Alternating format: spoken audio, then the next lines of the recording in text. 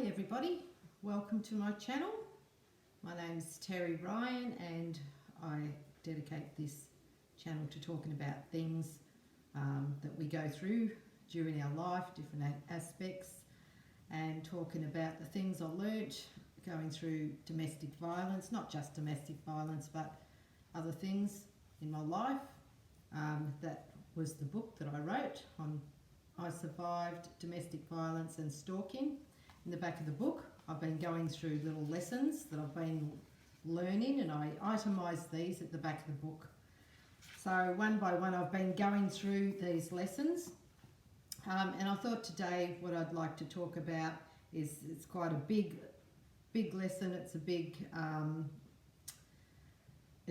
and valuable thing to learn, and it involves a fair bit.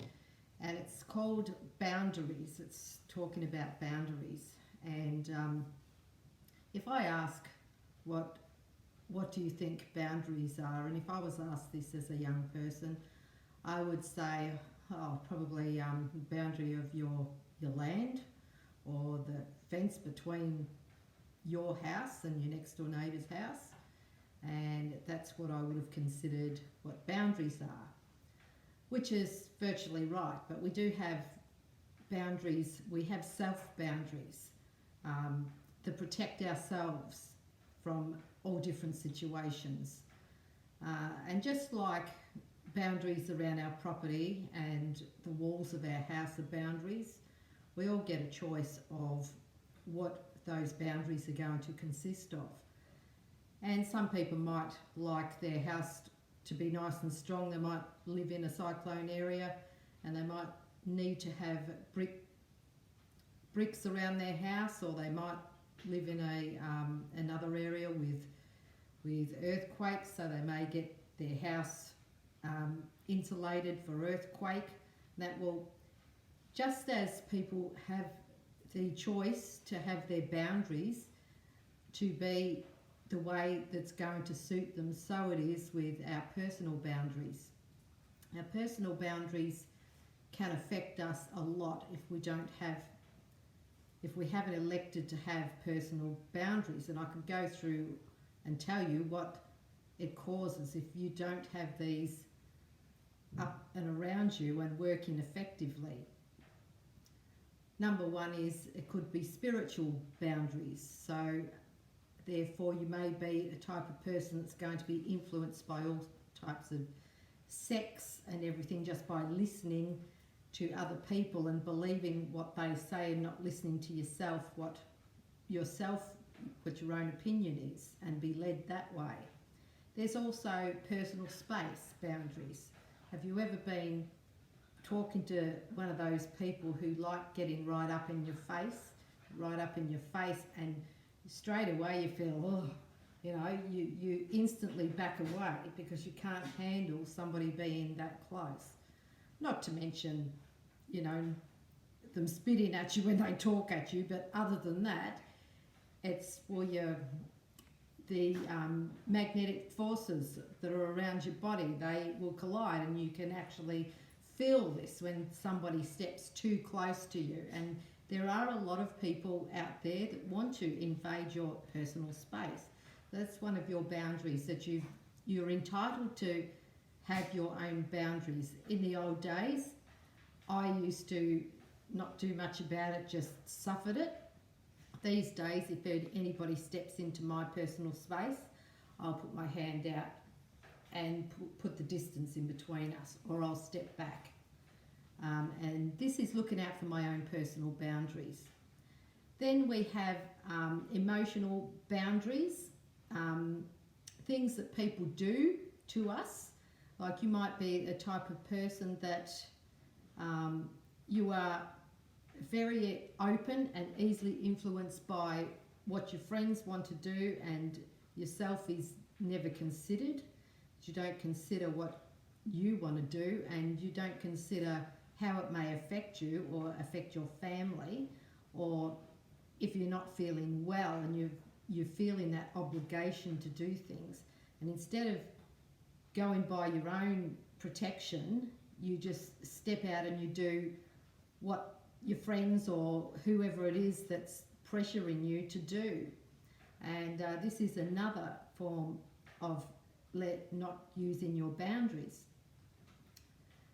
And also the other thing, if you don't have boundaries, another typical thing is you may have a boyfriend or a girlfriend and you've broken up with that boyfriend or girlfriend and they just keep coming back all the time, but you're too nice to say anything to them.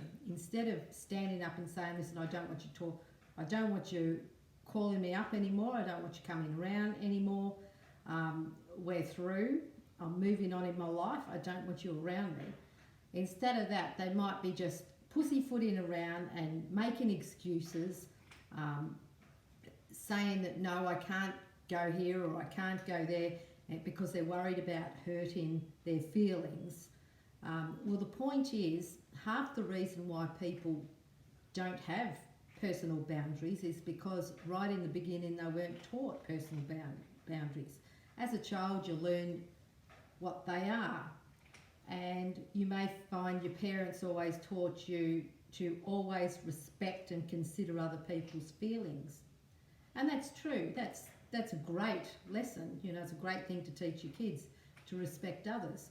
But the other flip coin part of that is that you also needed to learn that another person is yourself too. You know, you've got to respect yourself too, so that people don't walk over you and use you and bring you to the point where you're so drained that you can't operate anymore.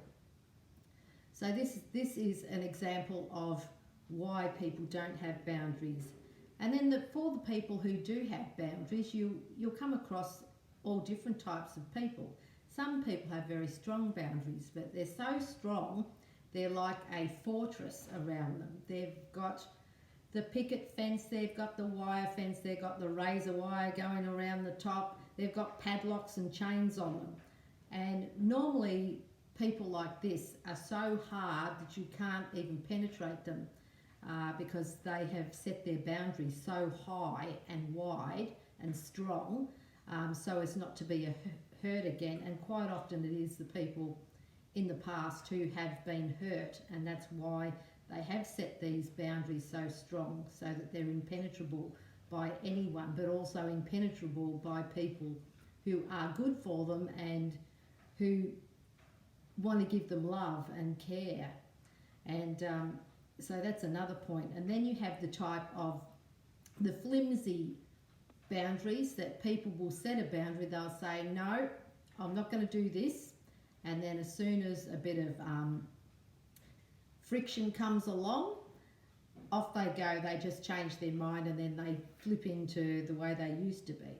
Mind you, setting boundaries, it takes a bit of practice too. So even if you have decided, okay, I'm going to set some good solid foundations for myself of what I'm going to put up with and what I don't, because this is your boundaries, you've got to set yourself a standard of living, a standard of what you're going to put up with, what you're not going to put up with, and if people cross those boundaries, what you're going to do about it. And to set a good boundary is, you do say, well, this is what's going to happen if you do this or that. And if they just ignore your boundaries, and believe me, after you do get to a stage of doing this, you will have people testing you. Those people will be out there and brought to you to test your boundaries time and time again.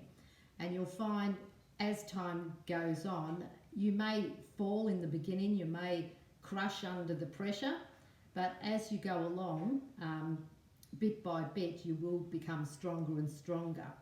But the main thing is not to set the boundaries so hard that you are impenetrable, like some people you have seen out there. You've heard the expression, he or she has an iron heart, and this quite often happens when people get hurt. So it's all about setting your boundaries and working out what your own personal space is. Also how much you're going to give and take as far as friends go. This also concerns your family, how much you're going to give and take as far as your family goes. And quite often your family are those ones who will press your boundaries more than anyone else.